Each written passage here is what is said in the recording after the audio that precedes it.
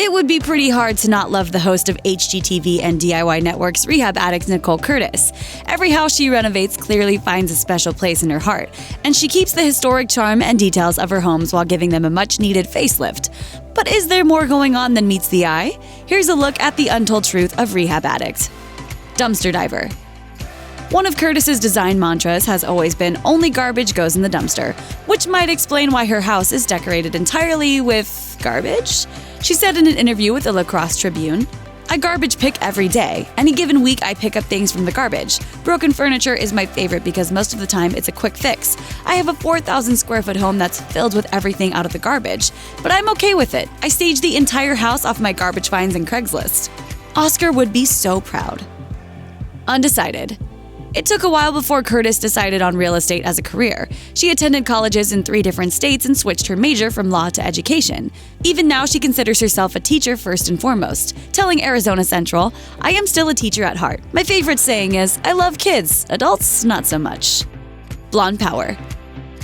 After moving to Minnesota, Curtis struggled, surviving for an entire year selling antiques on Craigslist while also getting her real estate license. And then, according to an interview with Minnesota Monthly, she got lucky thanks to her hair, of all things. Coincidentally, there was this really horrific glamour shots photo of me on my website, and when a production assistant at Magnetic Productions was scanning for blonde real estate agents for the show, they saw it. So I met up with them and they told me they just replaced the original kitchen in the 1920s with a modern one. I said, "Oh, that's horrible," and the rest is history. She avoids buying new. There's a reason Curtis is always trying to salvage as much as she can from the original house. She told Country Living that not only does this practice save money and retain the house's original charm, it also saves time.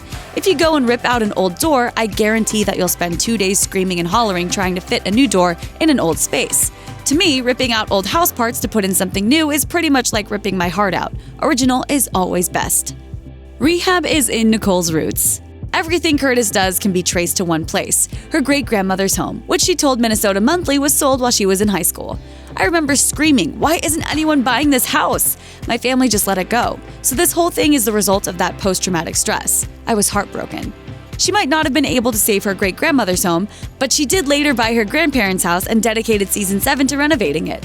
Awesome. The title caused problems.